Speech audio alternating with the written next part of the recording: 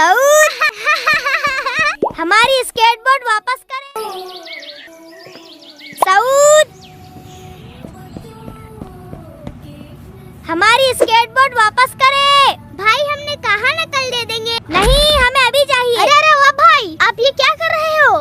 भाई हमने इन्हें एक दिन के लिए स्केटबोर्ड दी थी पर ये हमें वापस लौटा ही नहीं रहे। रास्तों पर हमारी स्केटबोर्ड घुमा रहे हैं और जब हम वापस मांग रहे हैं तो कहते हैं कल देंगे। आज चौथा दिन निकल गया और आज भी कह रहे हैं कल देंगे। भाई कल पक्का। हाँ सऊद ये क्या हरकत है? ये बिल्कुल नाकाबिल बर्दाश्त है। अमानत में खयानत और साथ में झूठ भी। भाई पर क्या आपको पता नहीं अमानत में खयानत करना अल्लाह को नाराज करना है। हाँ हमारे प्यारे नबी सल्लल्लाहु अलैहि वसल्लम ने फरमाया जिसमें अमानत नहीं उसमें ईमान भी नहीं। अस्तगफिरुल्लाह मुझसे तो बहुत बड़ी गलती हो गई।